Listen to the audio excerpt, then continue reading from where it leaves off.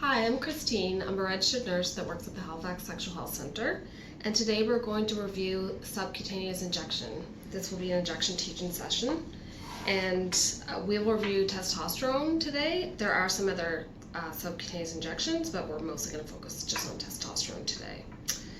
And so the first step is washing your hands and your surface to make sure you have a clean area, and now we'll get out the supplies.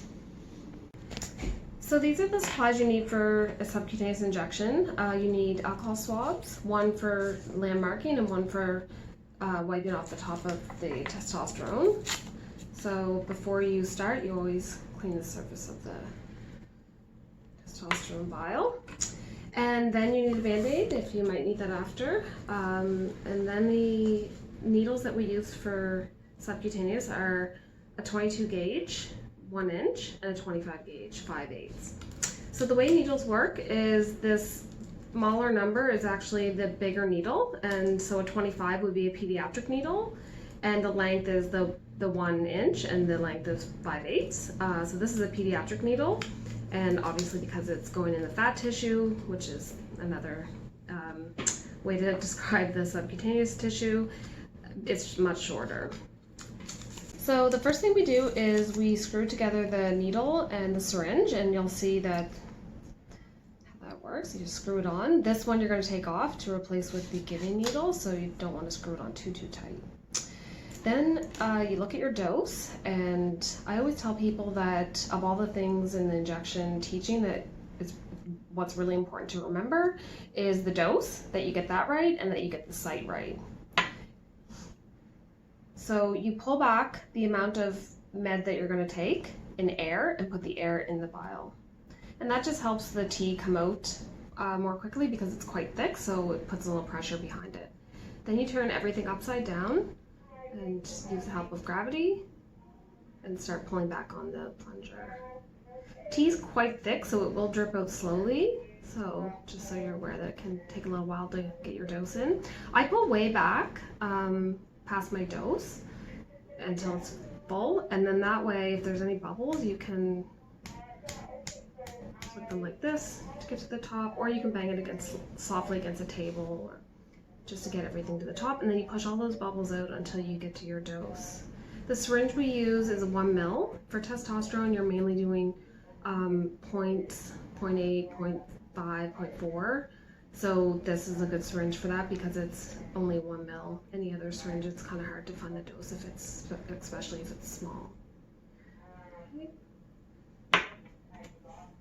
And then now that we have our dose drawn up and all the bubbles out of it, and a little bubble is fine, you just don't want any big bubbles. You're going to change it to the giving needle, which is the pediatric 25 5/8, and then just at the end of the needle there is a part that's called the hub, and that will be filled with air, so you want to fill it with testosterone. So you'll notice your dose is going to be a little less, but just to remember that it's in the hub now, so you will still get the dose. And that's just so you don't have a bubble of air here. Okay, so we are ready to landmark. So for landmarking for subcutaneous, the area that you're looking for is an oval ring around the belly button.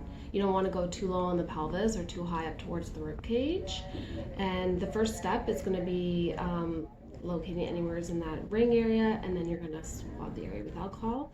And you can lay the alcohol swab on the area just to remind yourself of where you've decide to go, but obviously because it's kind of an easier landmark, you don't necessarily need to do that. And with the needle, you want the bevel to be up, so you want the opening to be pointed upwards, and then you take a little bit of subcutaneous tissue and squeeze it between your hands. And if you have, a fair amount, then you can just go straight in. If you don't have much subcutaneous tissue, then you'd want to angle the needle at 45 degrees like this.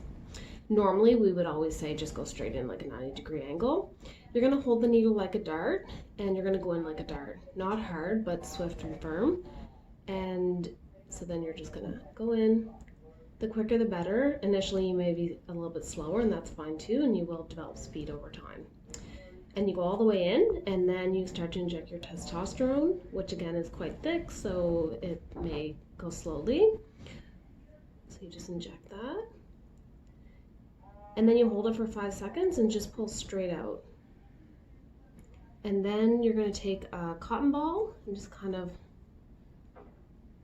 make sure there's no bleeding there. And then you can apply a Band-Aid if there is any small amount of bleeding. With the subcutaneous site, it's really important to rotate your site. So if you use this site one time, you're going to go on to this side the next time, and back and forth, and maybe up and down. Like, try not to go on the exact same site, like 2 weeks in a row. So that finishes our subcutaneous injection teaching today, and the last part would be putting your needle and syringe into the Sharps container.